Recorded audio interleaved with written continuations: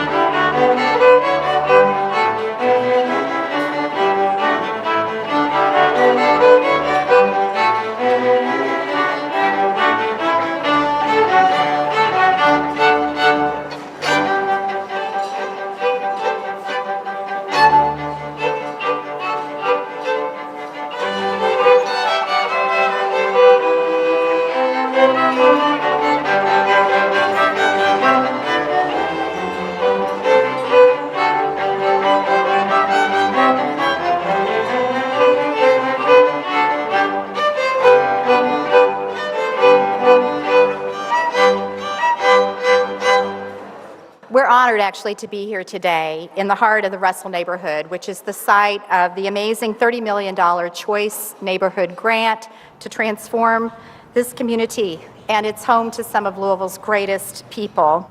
Okay, now for the main event. Greg Fischer is in his 7th year as Louisville mayor, focusing his administration on 3 main goals: to make Louisville a city of lifelong learning and great jobs, a healthier city, and an even more compassionate community. He talked about those goals when he first was inaugurated in January of 2011, and as you'll hear in a moment, he and his team have made significant progress in all 3 areas.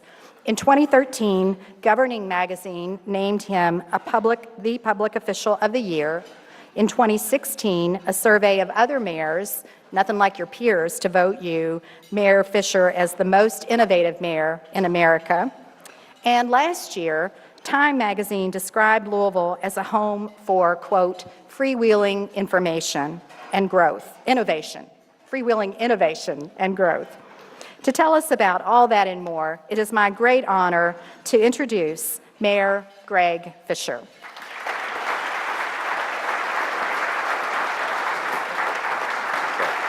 Well, thank you.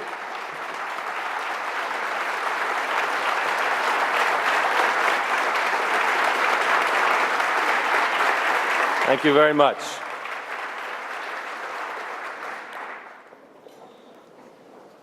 Well, it's great to be here today with everybody. And what about the beautiful music that welcomed us here today? Both Central High School and Western Middle School. Fantastic talent that we have here in our city. We have another special guest in the room here today, and I'd like to welcome the Honorable Matthew Barzin. Matthew Barzin back home after his service to our country as ambassador to Sweden, and then most recently as ambassador to the United Kingdom. Welcome home, Matthew. We're really proud of you.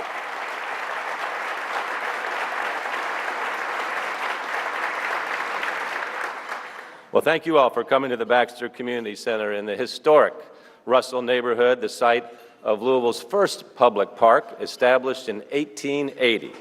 I want to thank Supervisor Renee Douglas and her team for hosting us. Let's hear it for Renee.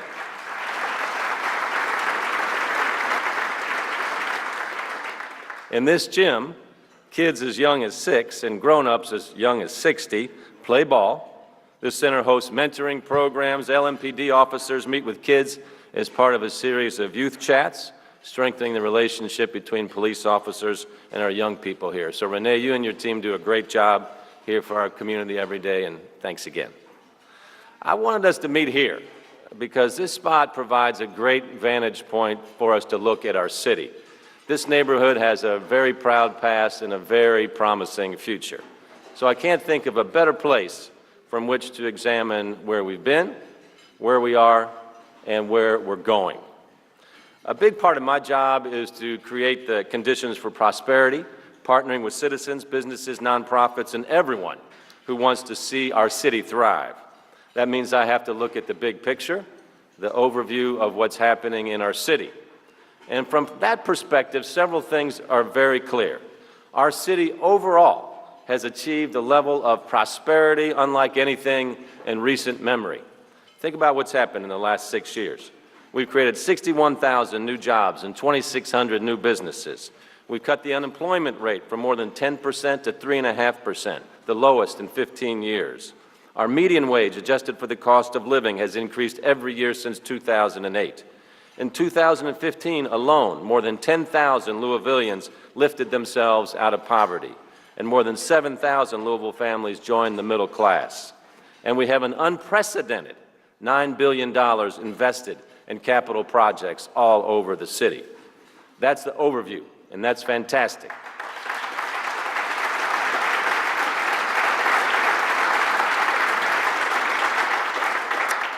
But nobody lives in the overview. They live here, and here, and here. The 760,000 people of Louisville live in over 100 neighborhoods, 66 zip codes, 26 metro council districts, and one rising American city.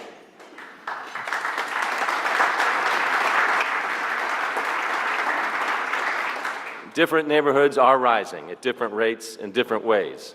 Some are struggling in critical areas like education, health, and public safety.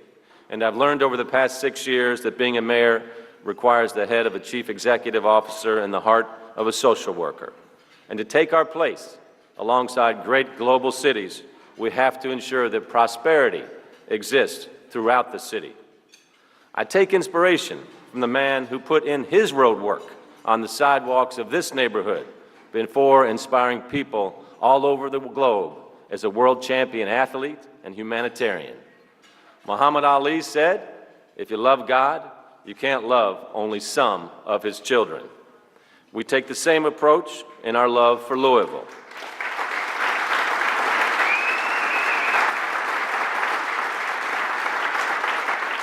So to see our city thrive, we must love, support, and fight for all of our neighborhoods. So let's take a little tour of our city and take a look at what's happening in our neighborhoods. We'll start just a few blocks from here, between 2nd and 4th Streets, where close to $600 million of investment is being realized between the Omni, the Marriott, the Hyatt, and the Kentucky International Convention Center expansion. Altogether, today, we've got 23 hotel projects happening around this city, and we need them. Louisville has become a top-tier tourist destination, welcoming over 24 million visitors a year. Much of that is thanks to bourbonism. Louisville is the trailhead for the Kentucky Bourbon Trail, which brings people here year-round to our urban bourbon trail for restaurant and distillery experiences like Angel's Envy, which just opened last year, and Whiskey Row, which is opening this year, and our fantastic local food scene, which draws praise and visitors from around the world to local restaurants that serve meals that are authentically Louisville. These destinations are much easier to reach now because after decades of talk, the Abraham Lincoln Bridge and the Lewis and Clark Bridge are finally open.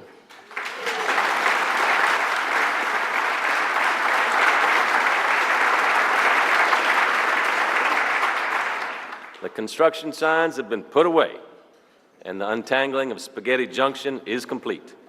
This means shorter commutes, less traffic congestion, and cleaner air.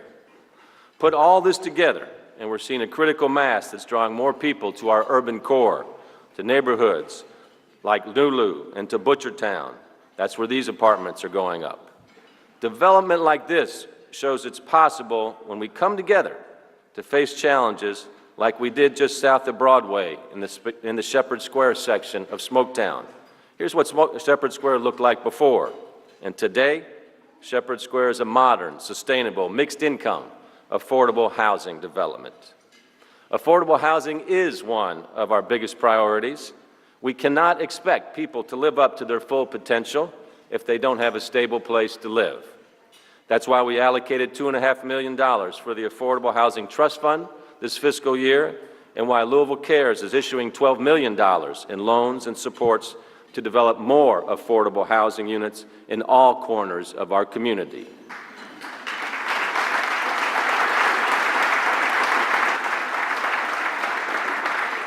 Moving eastward on our tour, we're helping renovate and expand the St. Matthews branch of the Louisville Free Public Library.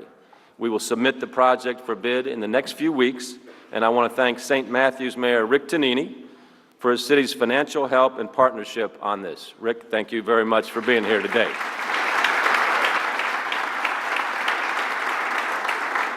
One of the reasons the St. Matthews branch needs expanding is that it's the busiest in our library system, with people coming to it from much further east.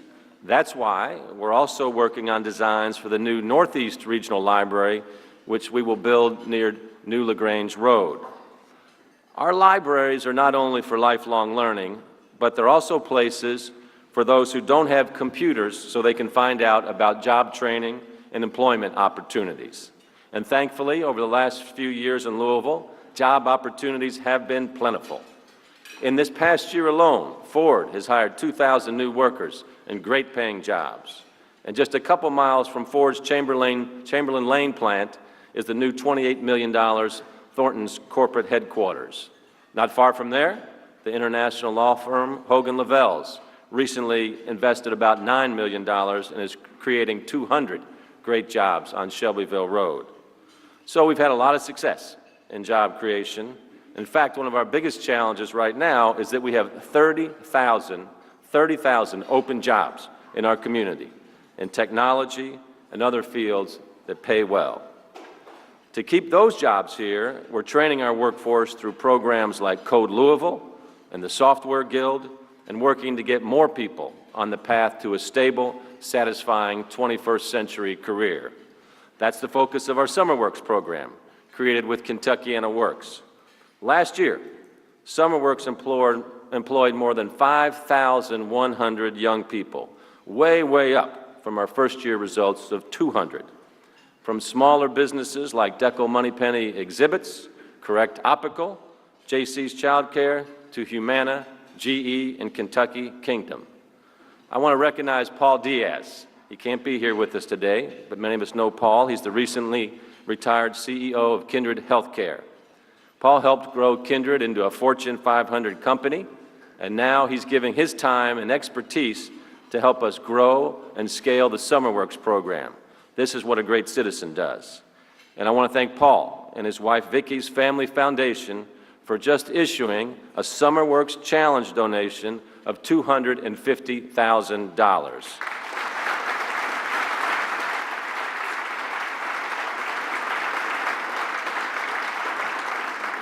So that's a challenge donation, so that means we need your all's help, please. And you will find a SummerWorks postcard in the Progress Louisville booklet at your table. So pick it up, please. And we've got Shada Mitchell here, our SummerWorks director, so she can answer your questions. This is Shada right over here. Talk to her, find out more, and join SummerWorks, please. When you give a young Louisvillian a job, you give them in our city a better future. At Louisville Metro, a better future also means providing a world-class quality of life. That's why, continuing on our tour, we're thrilled to see the completion of the world-class Parklands of Floyd's Fork.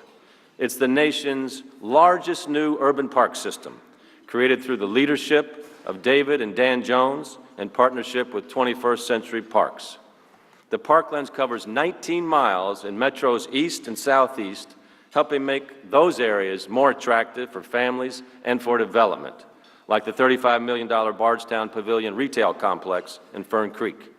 This part of Louisville Metro is seeing some of our biggest population growth.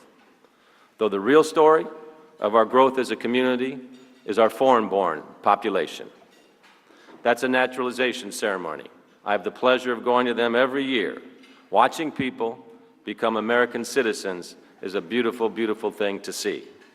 Since 1990, we have doubled our foreign-born population every decade, going from 1.2% to 6.7% today. By 2040, 1 in 6 people in Louisville will be foreign-born, providing critical talent to our city. Our foreign-born neighbors start businesses, they buy homes, they pay taxes. They bring skills, experiences, and perspectives we all need. The fact is that a great city must be a global city, and we need people who can help us think, work, connect, and compete globally.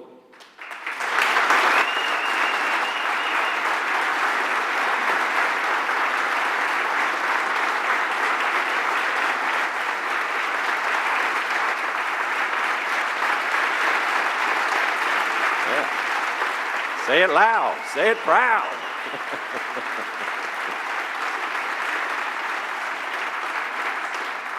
So that's why we've developed our Global Louisville Action Plan, which lays out strategies to attract, retain, and grow our foreign-born population. The dialogue in our community around immigrants has taken a reckless turn in the past months. I spent a lot of time talking with our foreign-born brothers and sisters. And you can only imagine what they tell me now. They're afraid. Their children are afraid. They're shaken to their core about talk of religious registries, bans, and deportations. These folks are law-abiding Louisvillians. Most are U.S. citizens.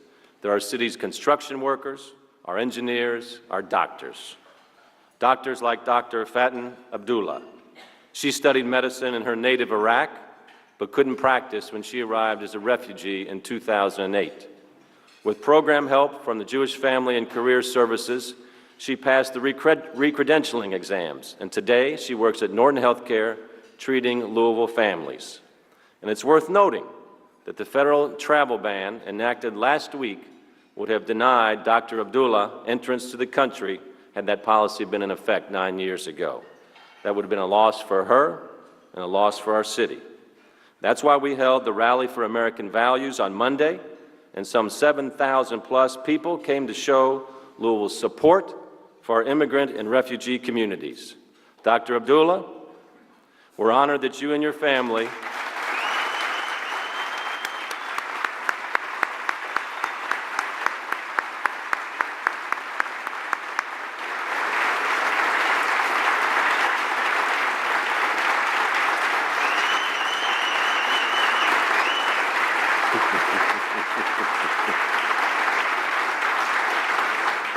We're so honored that you and your family and thousands of other immigrants from around the world have chosen to make our city your home.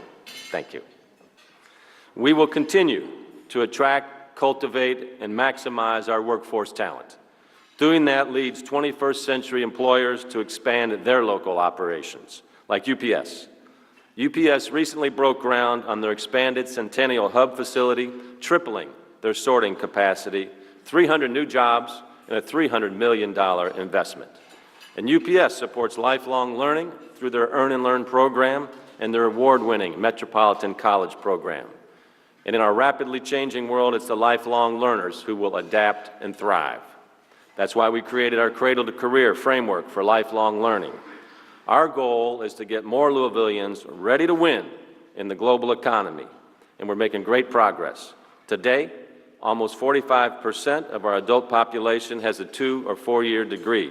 That's 6 points higher than where we were in 2011, and now 4 points higher than the national average. To keep that momentum going,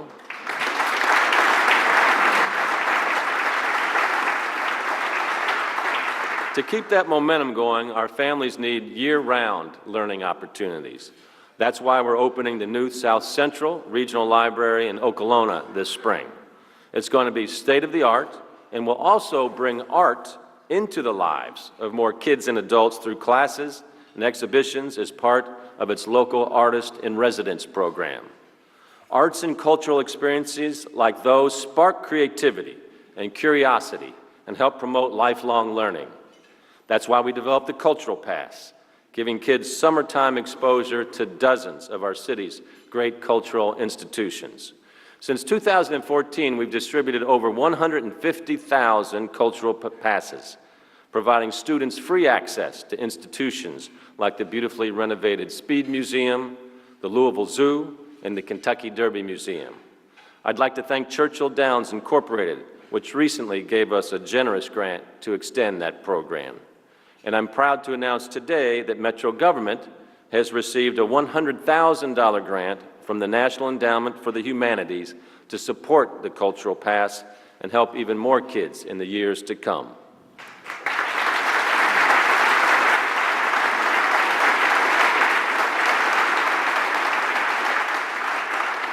One lesson we want our kids to learn is that we need to honor our history and find ways to preserve it. That's why I'm proud of our work to save colonial gardens near Iroquois Park.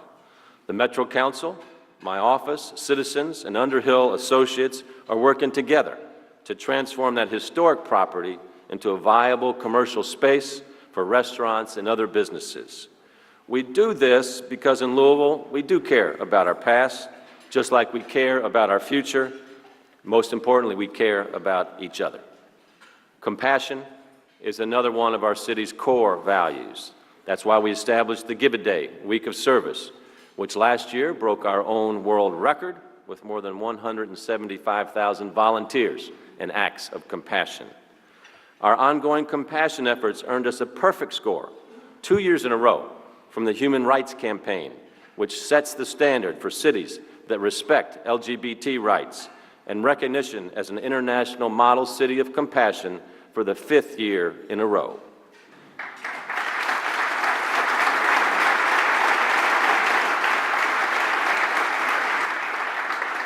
These outstanding achievements created the conditions for another visit from His Holiness the Dalai Lama this coming April.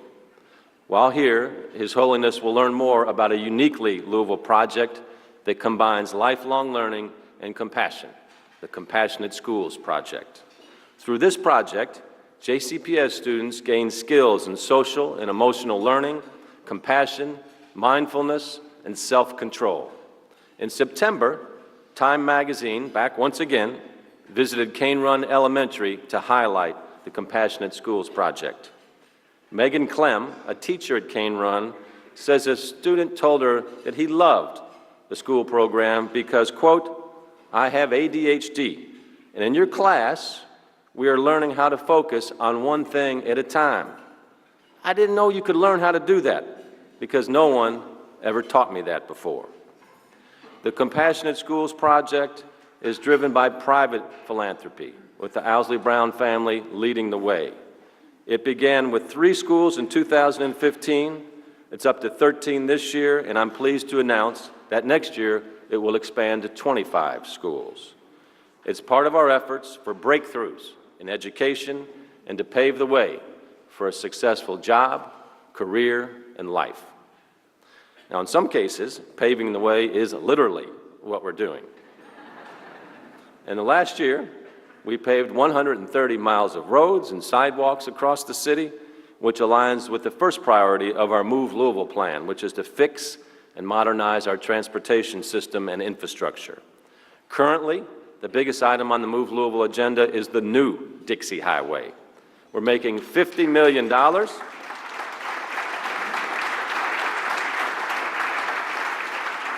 We're making $50 million in improvements and adding Louisville's first bus rapid transit line for the people of Valley Station, Shively, and PRP.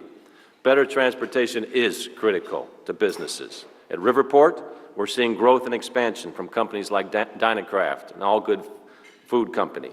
And that's important because data tells us that the vast majority of our job growth comes from companies of all sizes that are already here in the community. And we know there's tremendous potential for economic growth in the South and Southwest, and we want to maximize that potential. Now, that's also true here in West Louisville.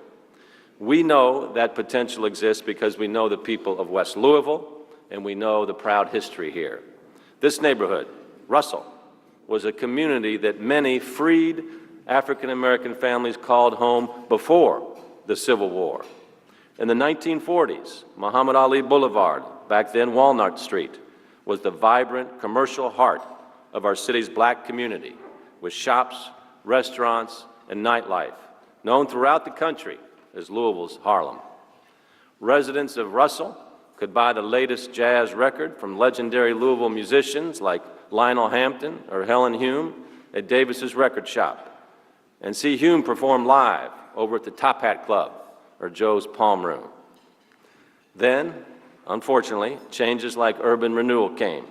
And in too many cases, the result looked more like urban betrayal, leveling neighborhoods and decimating communities. But it's now time for another change in West Louisville. Only this time, change will work to the benefit of people who live in and love this community. I'd like to thank Reverend David Snarden, pastor at Joshua Tabernacle Missionary Baptist Church, representing the concerned pastors of Russell, and all of the residents of Russell for helping guide Vision Russell. Pastor, to you and your team, the whole team. Please, all the concerned pastors, stand up, please. Thank you all.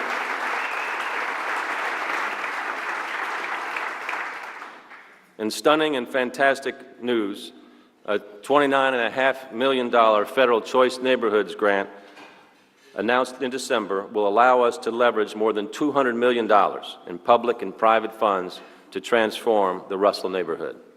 Construction will begin later this year to redevelop the community into a sustainable, mixed-income, mixed-use, multi-generational neighborhood offering quality services and schools, as well as better transportation and job opportunities.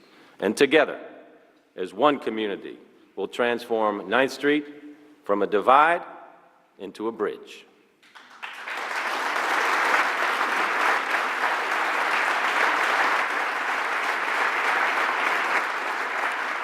This project represents the largest investment in West Louisville in decades, if not ever, and the ripple effect will be felt all across our city. This is a tremendous and important opportunity because we have challenges to meet here. Perhaps the biggest is public safety. That's a citywide challenge and responsibility, which is why we have over 1,200 police officers throughout Louisville covering every neighborhood. But it's no secret that crime, and especially violent crime, is tragically acute in a few specific neighborhoods. The people of these neighborhoods, hardworking, law-abiding citizens who want to live their lives and take care of their families, deserve better. That's why we're taking action to make those neighborhoods safer through both our police response, but also through crime prevention strategies. So first, on the police side, we have reorganized LMPD to add resources where they're needed the most. We are hiring 150 additional LMPD officers, the most since merger, and are adding 2 new squads of detectives to address crime involving narcotics, the source of most of the crime. We're collaborating with the DEA on overdose death investigations to get heroin dealers off our streets, and forming a task force with other agencies, including the FBI, the DEA, ATF, the U.S. Attorney, Kentucky State Police, and the State Attorney General's Office to pursue, arrest, and prosecute our most violent offenders. We've created a full-time SWAT division so we can more quickly deploy highly trained officers to handle volatile situations. And we've created a community services division of LMPD to strengthen trust and connections between police and the people they serve. We're also working to prevent crimes through our Office for Safe and Healthy Neighborhoods and programs like Reimage, where we identify young people who've had interaction with the justice system and connect them with mentors and opportunities for education and employment. People like Doraldo Hall. A year ago, Doraldo was facing criminal charges. His life was heading in the wrong direction, and he recognized that. But since working with Reimage, Doraldo has earned his GED, gotten a job with Tradesman International Construction, and he's enrolling in the Internship Academy at the Kentucky Youth Career Center, where he helps other young people to turn their lives around. And Chris Gathoff is one of the mentors we've recruited to work with young people. Growing up in foster homes, Chris understands how important it is for kids to have somebody in their corner. Let's hear it for Geraldo and Chris, who are both here with us today. Great job, guys. Thank you. Good job.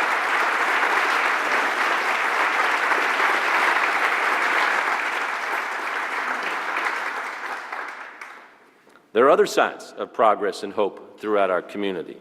In Produce Park, we transformed a vacant lot into an urban orchard. There's also training for entrepreneurs at the NIA Center on West Broadway, which also provides access to loans and other business services. And the Gigabit Experience Center at Louisville Central Community Centers. It will provide residents, entrepreneurs, and industries with access to ultra-high-speed Wi-Fi to drive innovation and job creation. And the musical legacy of West Louisville is in good hands. From Hampton and Hume to Lincoln Bridge and Bryson Tiller, to the next generation of artists honing their musical skills through AMPT and the River City Drum Corps. We're seeing revitalization through the growing Arts District in Portland, along with the opening of the Table restaurant and the Tim Faulkner Gallery in Portland. Heine Brothers moved its corporate headquarters to Portland, and Fall City Brewing is expanding there, bringing 100% of its operations back to Louisville. And of course, there's Chef Space over on Muhammad Ali, a thriving business incubator training professionals in the food and beverage industry. Jarfe's, one of the members of Chef Space, catered our beautiful lunch here today. Let's hear it for them.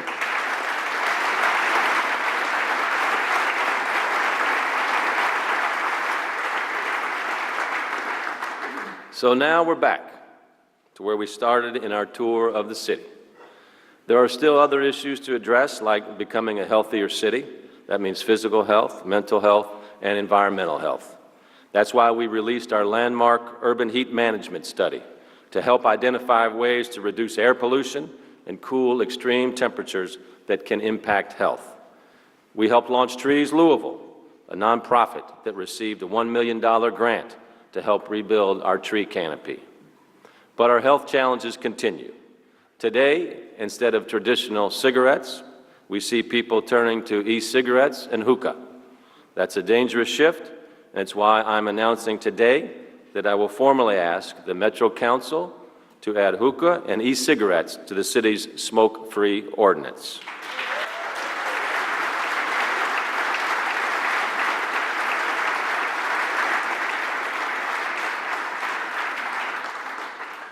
The council and my team have worked well together on so many of the initiatives I've mentioned, bringing Omni to Louisville, boosting affordable housing, paving our roads, investing our recent budget surplus into public safety, and much more. I want to have a special thanks to President Yates and the entire council for your all's leadership and partnership. This is how we do great and important things for every neighborhood in our city. We come together. If the council members would stand up so we can recognize you all, we appreciate your good work each and every day.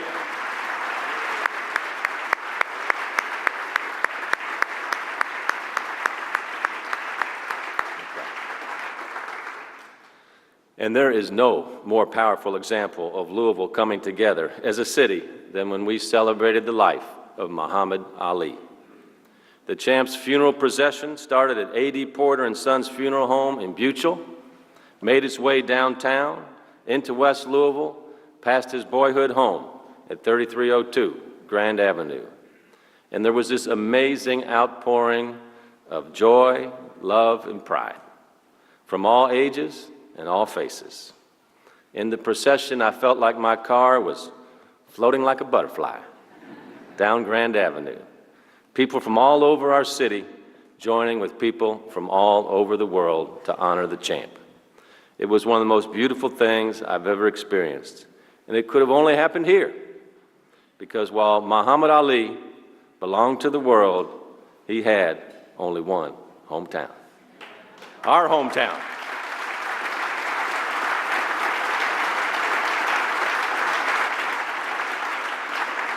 He was the greatest, loved by our city and the world.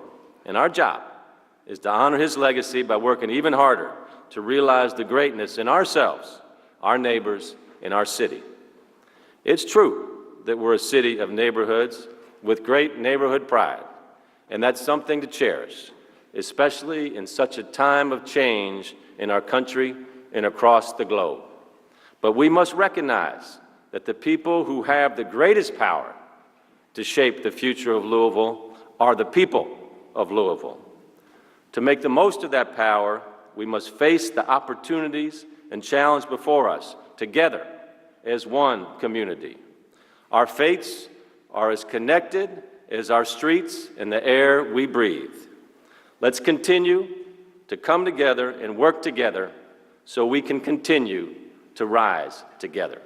Thank you.